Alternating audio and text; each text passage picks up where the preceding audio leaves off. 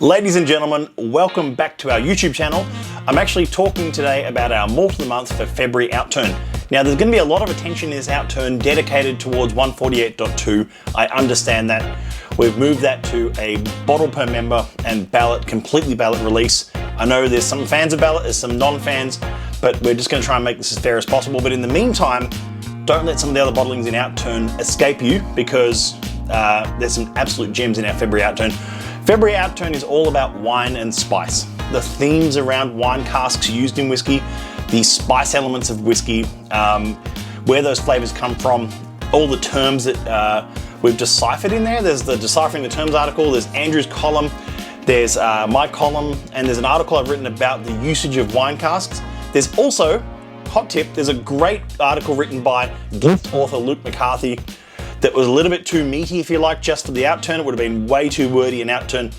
That's available on our website. It's a members only article, so please jump on and have a read of what Luke's written about wine casks in there. So that's an amazing piece and it's on its own.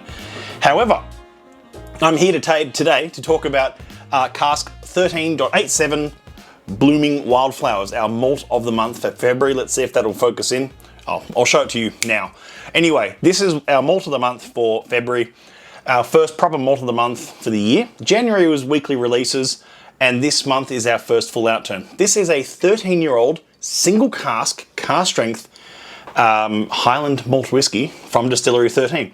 I'm going to do my best not to say the distillery name, of course, as we always do on the Society live streams and videos. This is in the spicy and sweet flavor profile. It's 13 years old and 63.4%, so really up there in proof. Now this is my first dram of the day, so I might wince a little bit at that proof, but I'm going to open it firstly on screen here.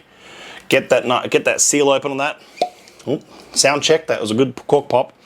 And we're going to pour a dram of this. This is, I remember reading the notes on this and thinking this is going to be quite a summery drop, if you like, which is very exciting. I've got 2 more meetings after this, so I'm just going to have a small dram for now, or just one sip of this normal sized dram, if you like. Distillery 13 is quite early on in the Society's history.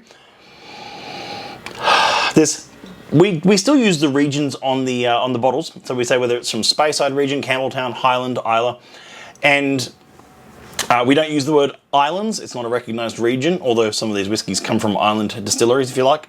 However, this is a Highland whiskey. And I always find there are subtle regional differences between the flavour profiles of Highland and Speyside whiskies. They share a lot of DNA, but I often find they're quite a bit more, Highland whiskies can be a bit more savoury, if you like, a bit more biscuity. But we'll have a nose of this now, see what we're getting out of this one. I wrote a little bit of a short spiel above the Outturn, above this whiskey for Outturn, about how it's an unusual distillery.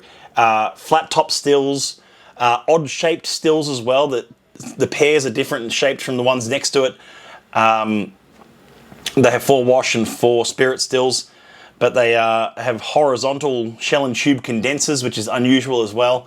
So it is an odd looking layout. The distillation regime at this distillery is odd, but also for this particular whiskey, I did mention that we very, very rarely see this whiskey in ex-bourbon, especially first fill like this. There are some refill casks you see often that are sold to blenders and whatnot, but this is a first fill, really high quality distillate, which is usually goes into sherry butts or sherry hogsheads or just sherry casks in general.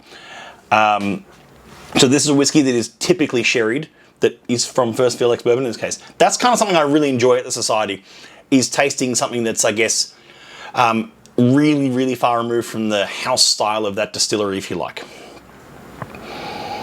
So Outturn is one of 197 bottles. And we've got a nice thick allocation of 54 of those for Malt of the Month. It's a very clean, savoury nose. It's a very biscuity, savoury nose straight away. A bit of wood varnish, vanilla notes straight away. That rich vanilla notes that you get from a first fill ex-bourbon barrel.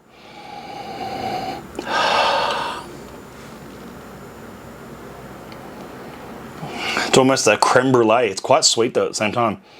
Very meaty, very, like, lots going on in here. So if this was presented blind, I wouldn't have picked the distillery in a million years. The distillate from this distillery is often quite is like I say, it's usually sherried, but usually quite delicate in a way. But this one is almost like a, I can say other distillery names, this one's almost like a Mortlach or a Balmenic on the nose straight away. A very thick and meaty spirit, this one straight away. Good cereal note though, like that cereal note, that barley note's coming through, which is amazing after 13 years in first fill. You don't normally get that much more of a cereal note in the refill casks. Lots of fruit coming out now. I'm gonna have a taste. Ooh, that is a big whiskey. 63.4. That's a lot of whiskey. Oh, the meatiness is now carrying through. And sweetness as well. Like papaya.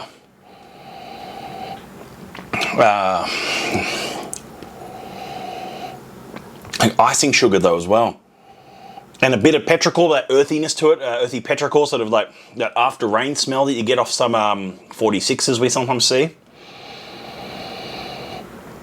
It really is that lovely balance of I guess earthiness, savoury earthiness, and sweetness coming through there. I think Blooming Wildflowers is a cool name as well. So let's see how this one reacts. I'm still sort of a little bit eye-watery, that one. It's a big dram. I'm going to add a fairly generous dash of water. You can see how much I'm adding here. Just a nice dash to bring it down a bit. It is, like I say, 63.5, so it will probably hold up quite nicely with a generous serve. As first fill bourbon barrels often do, as I've said before. Now the sweetness is coming out. Rock melon. But there's something else going on in there.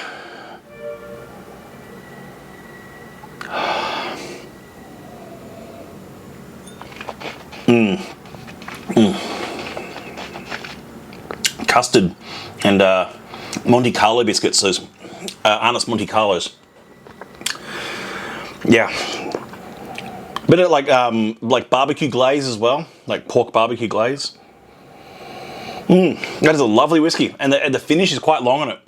It's got a lovely long finish, which you'd expect for a certain proof whiskey that it is.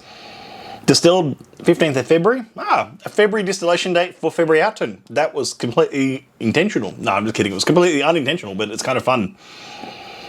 And only 87 casks we've ever seen past the panel from this distillery. So I think I made it through the whole video talking about this whiskey without saying the distillery name, but it's a very interesting distillery, and it's a very robust malt character. And if you want to taste a cask strength, unadulterated version of how good their distillate can be, I think this is the perfect example of that. And the best part is it's malt of the month. There's 54 available, well, 53 now. And it's a first fill bourbon barrel. It's Highland. It's 63.4%, and it's reduced down from 175 to 155 for Outturn, which is an incredible price for a single cask strength 700ml bottle, I'd say. I think it's very good. It's a very lovely summery drop. It's the kind of like warm weather kind of whiskey that you'd enjoy with friends, or as it says on the bottle, fuel for long walks. I like that idea as well. Take this one on your next hike or your next bushwalk. Maybe you might want to take a flask with you, a society flask with you. They're available now as well. Oh, what a segue. That's me done for now. Just a quick video just to review and have a taste of Malt of the Month for February Outturn. February Outturn will be online shortly, or it might already be online by the time you're watching this, in which case, Slanjava, hope you have a great Outturn, hope you have a great February. Here's to wine and spice. I hope you learn a bit about the wine cask industry and the spices, like a spicy and sweet whiskey here. And I hope you have a wonderful February for wine and spice. I'll see you for our live stream soon. In the meantime, Slanjava, see you soon. Cheers.